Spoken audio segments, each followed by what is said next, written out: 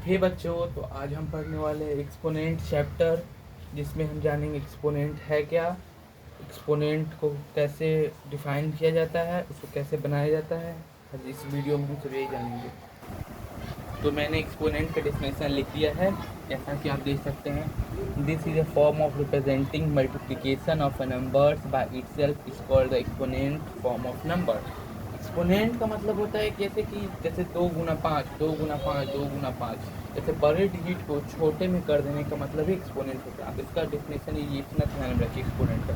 तो चलिए एक एग्जांपल हम लेके इसको समझते हैं, ठीक है।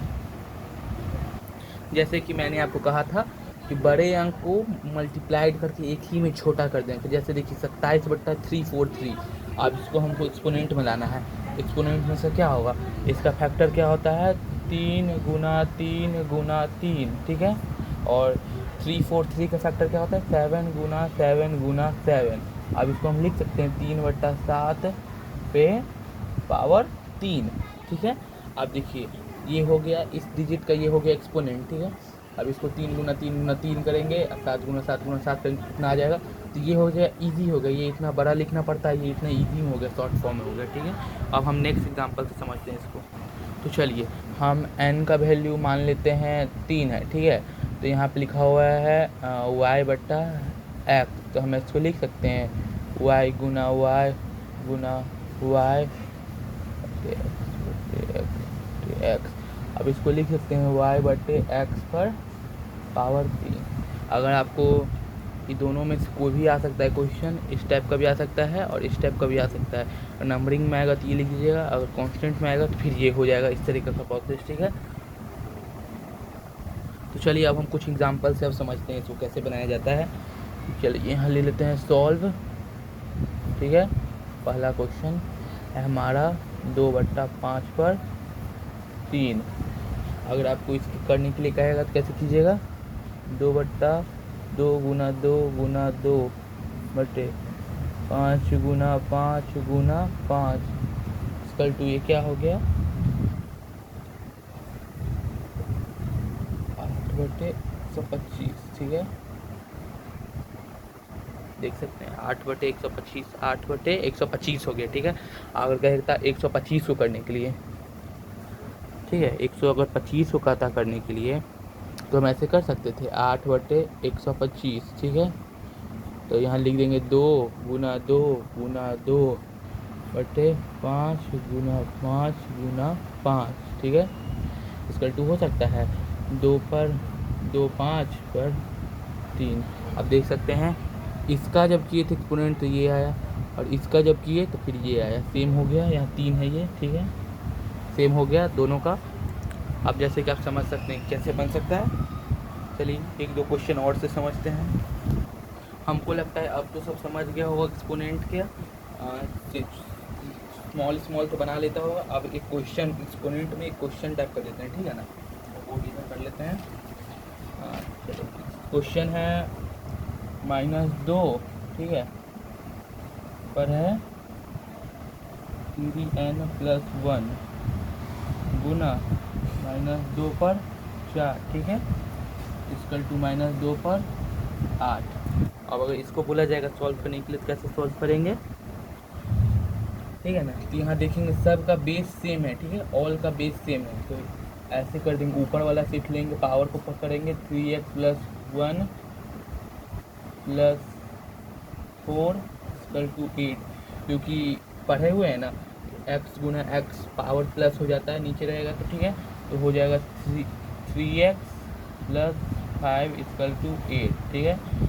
तो 3x = 8 - 5, तो 3x = 3, तो x = 3/3, x = वैल्यू आ गया 1, ठीक है, x का वैल्यू आ गया 1। आप समझे कैसे को, जैसे देखिए सबका बेस सेम है, -2 -2 -2, ऊपर में है 3x+1, यहाँ मल्टीप्लाइड 4 = 8, तो 3x + 1 + 4, तो ये तो हम पढ़े हुए हैं, इसका फॉर्मूला पढ़े हुए हैं ना, x गुना x 2 2, इससे क्या फॉर्मूला है, x पर 2 + 2, तो क्या हो गया x पर 4, ठीक है।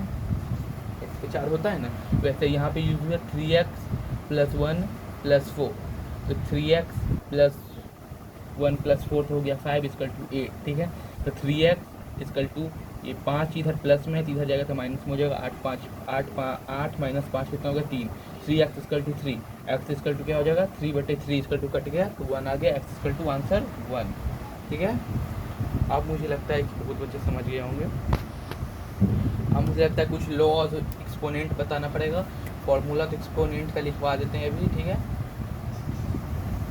तो चलो बच्चों आप फॉर्मूला लिखते हैं।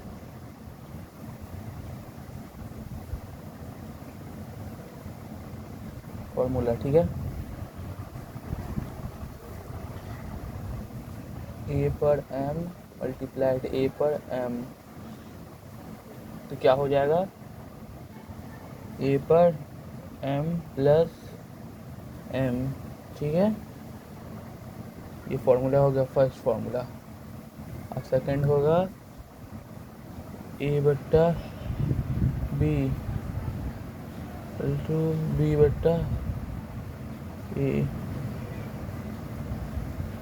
n = n, ठीक है। थर्ड होगा am/an क्या होगा am - n, ठीक है। ये थर्ड फार्मूला हम तक हो गया। उसके बाद एक फार्मूला और है 4a/b पर 0 = 1, ठीक है। और फिफ्थ नंबर a पर 0 = 1। तो जैसे कि फार्मूला तो लिख दिया है मैंने, अब इसको समझा देता हूँ थोड़ा सा, ठीक है ना। a पर m है गुना a पर m है, ठीक है ना, ये a है a, तो ये क्या हो गया a पर m + m, क्यों, क्योंकि m ये दोनों का पावर बेस, इसलिए ये प्लस हो गया, ठीक है। अब ये हो गया a/b पर पावर क्या है -n है, = अगर ये जब ये माइनस में रहेगा, ठीक है ना, जब ये पावर माइनस में रहेगा तो इसको पॉजिटिव करना है, ठीक है ना। तो पॉजिटिव करना है जिसको पलट देंगे, इन दोनों को पलट देंगे, b ऊपर कर दिए a नीचे कर दिए, तो पावर प्लस ऑटोमेटिक हो गया, a पर पावर m भागा a पर n। तो अगर इन दोनों का बेस सेम रहेगा, डिवाइड जब करना रहता है ना, डिवाइड, ठीक है ना, तब m - n हो जाएगा, पावर माइनस हो जाता है जब बेस जब सेम रहेगा और डिवाइड करने के लिए कहेगा तो पावर माइनस हो जाएगा, ठीक है। और a/b पर 0 जब पावर रहेगा तो उसका वैल्यू 1 कहलाएगा, और a पर भी 0 वैल्यू रहेगा तो उसका वैल्यू क्या कहलाएगा 1 कहलाएगा, ठीक है। अगर आपको और कोई डाउट है तो आप कमेंट में पूछ सकते हैं, मैं रिप्लाई कर दूंगा, ठीक है। इस चैप्टर को यहीं पे समाप्त करते हैं। Thank you.